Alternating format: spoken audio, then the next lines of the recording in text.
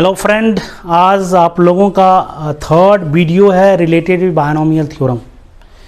इसमें हम लोग मल्टीनोमियल थ्योरम पढ़ने जा रहे हैं। जिस तरह आपने क्वाड्रेटिक पढ़े थे, उसके बाद आप लोगों ने पॉलिनोमियल इक्वेशन पढ़े, क्यूबिक 4 डिग्री इक्वेशन, उसी तरह आपका ये मल्टीनोमियल थ्योरम है। डेट मीन्स उसमें बायनोमियल एक्सप्रेशन का इन्वॉल्वमेंट था। इसमें बायनोमियल के बाद trinomial expression, by quadratic expression का यूज़ होगा। ठीक है, इसमें ज़्यादा आपको डिटेल में नहीं पढ़ना है। इसमें ओवरऑल आपको कोएफिशिएंट पूछे जाते हैं and total number of term पूछे जाते हैं। यदि आपका x plus y plus z whole to the power n है तो आपसे ये पूछा जा सकता है कि इसमें टोटल नंबर ऑफ टर्म कितने होते हैं। ओके, तो आप इसको फर्स्ट मानिए और आप इसको सेकंड मानिए। इसको एक्सपेंड करेंगे तो क्या हो जाएगा, nc0 x to the power n, nc1 x to the power n minus 1 into y plus z, nc2 x पे power n minus 2 y into y plus z का whole square plus dot dot n c n y plus z to the power n। Okay, अब आप देखिए कोई भी term हो, चाहे ये टर्म हो, चाहे ये टर्म हो, चाहे ये टर्म हो, sum of exponent always equals to n। यहाँ पर देखिए n माइनस 1 है, यहाँ पे 1 पावर है तो मिलके n हो जाएगा। यहाँ पर देखिए n माइनस 2 है, इस सब में 2 पावर है। मतलब कोई भी टर्म रहेगा, सम ऑफ एक्सपोनेंट हमेशा n के इक्वल होगा and each and every term are different, क्योंकि इसमें x to the power n है, इसमें तो x to the power n है ही नहीं, जो भी है n माइनस 1 है। इसीलिए ईच टर्म जो होगा वो डिफरेंट होगा। बताइए इसमें कितने टर्म हैं, 1 टर्म। इसमें कितने टर्म हैं, 2 टर्म। इसमें कितने टर्म हैं, 3 टर्म। फाइनली लास्ट में कितने हो जाएंगे, n plus 1 term.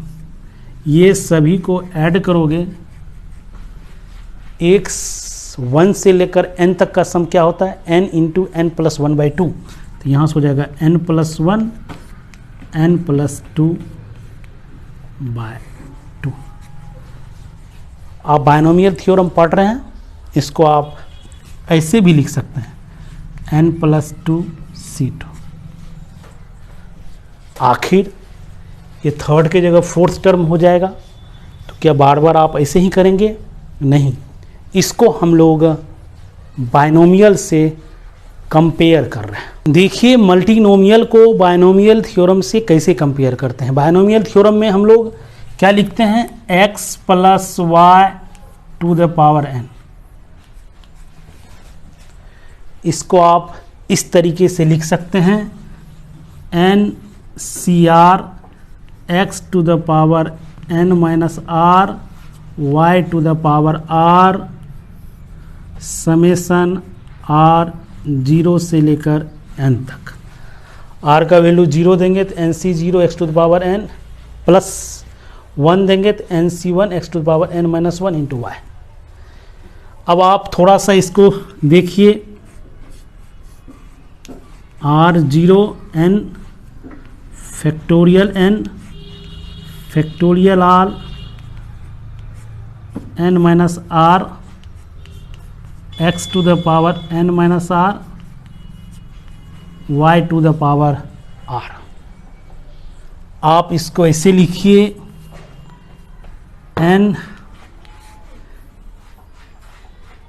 n1 summation n1 factorial n2 factorial x to the power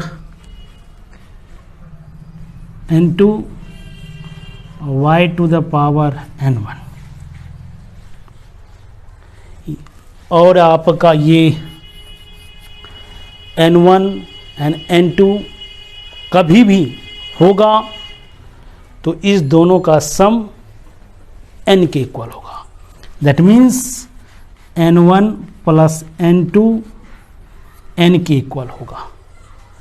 और आप total number of non negative integral solution पढ़े थे, क्या था, क्योंकि n1 का वैल्यू 0 से स्टार्ट होके n तक जाएगा। सिमिलरली n2 का भी वैल्यू 0 से स्टार्ट होके n तक जाएगा। कोई भी टर्म हो यहाँ पे जो भी है, ये दोनों मिलके हमेशा n के बराबर होगा और यहाँ पे n1 इंटू n2 का फैक्टोरियल होगा। That means total number of non negative integral solution होता है n+1 C1। ओके, जिसको सिंप्लीफाई करेंगे तो आपका n+1 होगा। यदि आपका x + y + z to the power n हो तो आप इसको लिख सकते हैं summation factorial n factorial n1 n2 n3 x पे पावर n1 y पे पावर n2 z पे पावर n3 प्रोवाइडेड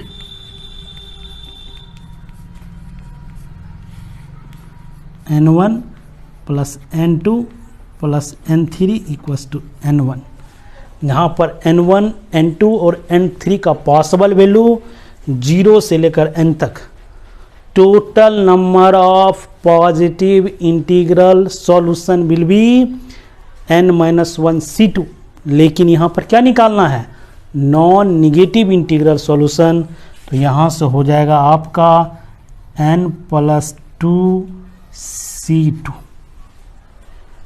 ओके, यदि आपका x + y + z + t to the power n है, टोटल नंबर ऑफ टर्म पूछा जाए तो यहाँ से आपका हो जाएगा n+3 C3। ओके, तो ये रहा आपका टोटल नंबर ऑफ टर्म निकालने के तरीके। ओके, अब हम लोग कोएफिशिएंट के बारे में कुछ क्वेश्चन करने जा रहे हैं। देखिए, कोएफिशिएंट से रिलेटेड क्वेश्चन मल्टीनोमियल में कैसे बनाते हैं। यदि आपको दिया जाए x + y to the power 12 है, आपसे पूछा जाता है x टू द पावर 3 का कोएफिशिएंट क्या होगा। यदि x टू द पावर 3 है तो definitely y to the power 9 इसके साथ इन्वॉल्व होगा, क्योंकि ये दोनों मिलके 12 होना है।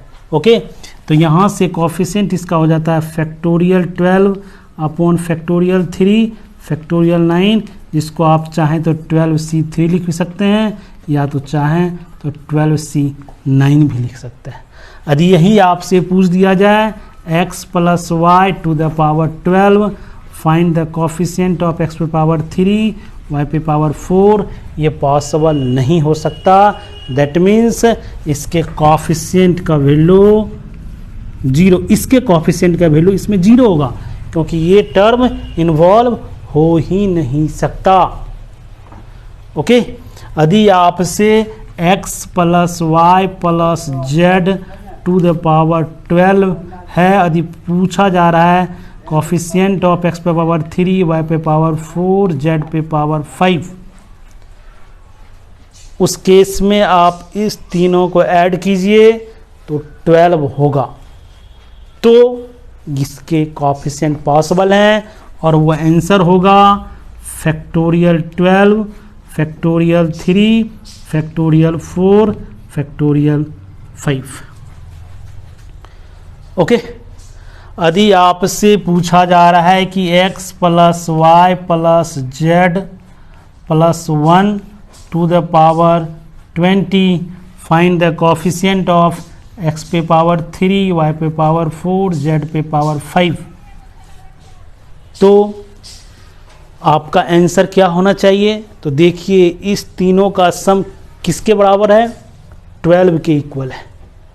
ओके, यदि ये 12 के इक्वल है, लेकिन होना चाहिए 20, लेकिन इसमें कांस्टेंट टर्म इन्वॉल्व है, तो ऐसा ज़रूर हो सकता है कि 1 to the power 8 भी हो यहाँ पे।